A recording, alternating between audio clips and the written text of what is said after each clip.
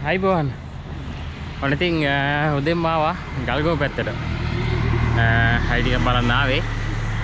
මේ දවස්වල මේ පැත්තේ ගුවන් කැපෙන ඉඳා වනාලි මේ පැත්තට සංක්‍රමණය වෙන කාල සීමාව ලං වෙලා තියෙන්නේ.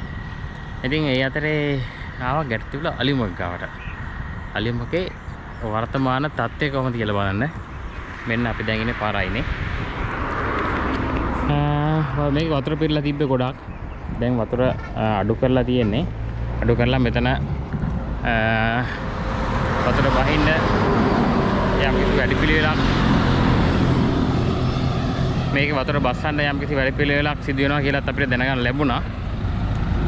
දැන් අපි බලමු පල්ලයට බහැලා මේක උස කොහොමද කියලා.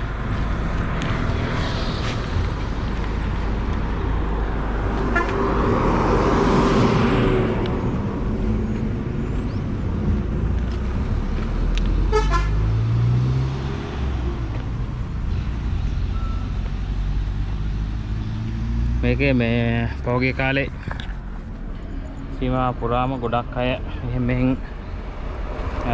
මේක සමාජචාර කරලා තිබ්බා. මේකෙන් යන්න අලින්ට ජිම් යන්න ඕනේ, බඩ ගන්න ඕනේ එහෙම කියලා.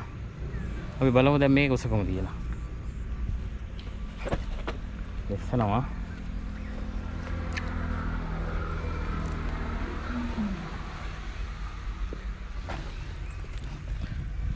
මේ තියෙන මගේ උස අඩි 5මාර කියමු. තවත් ඒ වගේ 5මාරක් 5ක් විතර වගේ උසක් තියෙනවා. මේ මම ඉන්නේ මෙතන ඉඳන්. මෙතන ඉඳන්ලොත් තව අඩි 3ක් හෝ 4ක් පල්ලයට තියෙනවා. ඒ කියන්නේ 6 12යි අඩි 15ක විතර උසක් තියෙනවා.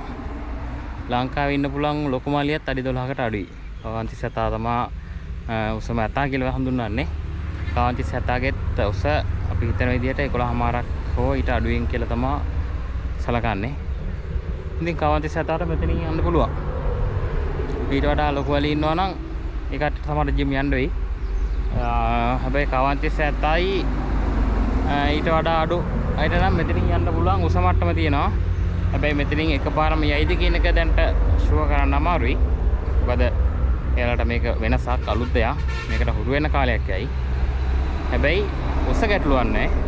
මේක මේ වතුර අඩු කරලා වතුර එකතු වෙන්න තියෙන වැඩ පිළිවෙලක් හැදුවොත් වෙන උස ගැටලුවක් එන්නේ නැහැ කොහොත්ම. ඒ හින්දා මේ කිසි දෙයක් හොයන්න බලන්න නැතුව දන්නේ නැතුව එහෙම කමෙන්ට් දාන කට්ටිය වෙනුවෙන් තමයි මේක මම දැම්මේ.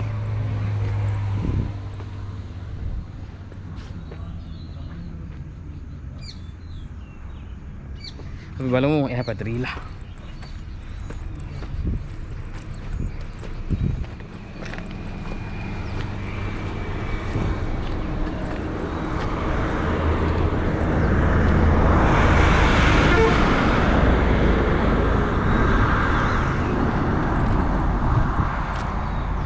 මෙතනට දවස් කීපයකට කලින් ඇලි කීප දෙනෙක් ගිහිලා තියෙනවා. ඒ කියන්නේ මෙතන මේ වලේ වතුර පිරෙන එක නැති කරන්න වැඩ කරන්න වෙලා තියෙන මැෂින් ටික. අපි බලමු මොකක්ද වෙන්නේ කියලා.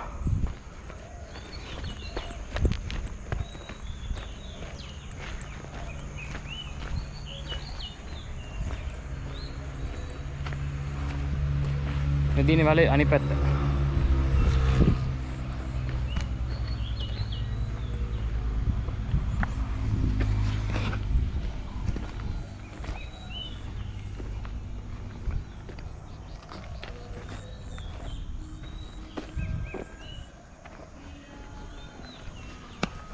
මෙතන තියෙන එකම ගැටලුව හලින්ට මේකකින් පල්ලයට බැහැලා ඊට පස්සේ අතනින් ගොඩ වෙන්න තියෙනවා. මේ බැවුමත් තව ටිකක් අඩු කරાવી.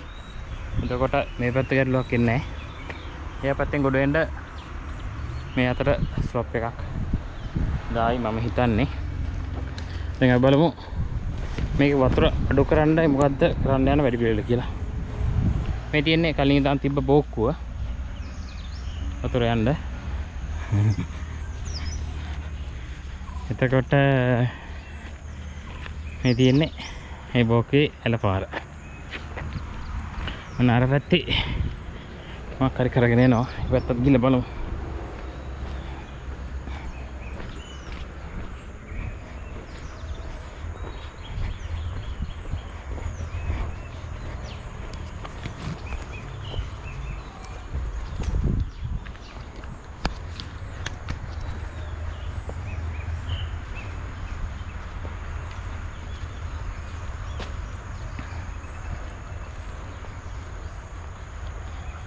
ලොකු අගලක් කපනවා. ගැඹුරු අගලක්.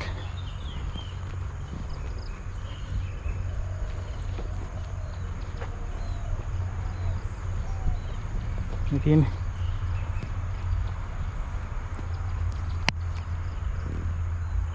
මේක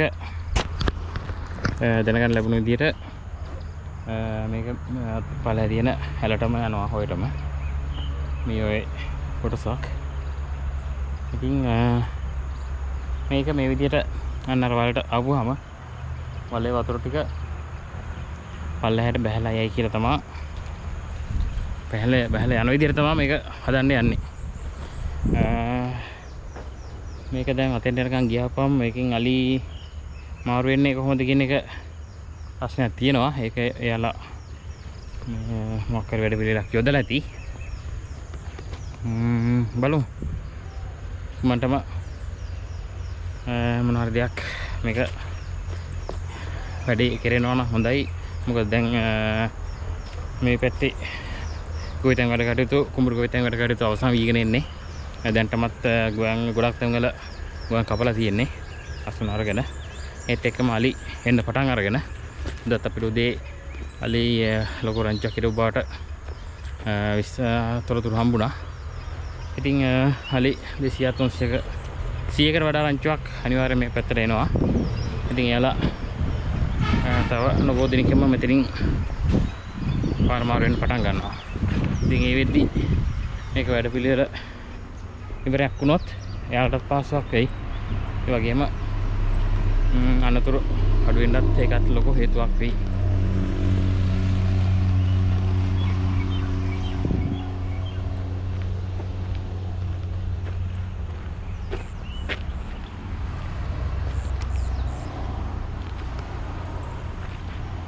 අර තියෙනවා වතුර පිල්ල තිබ්බ සීමාව. එතන ඉඳලොත් අඩි 6ක් විතර යටට මේක ඉඳ තියෙනවා. බලමු මොකද එන්නේ කියලා.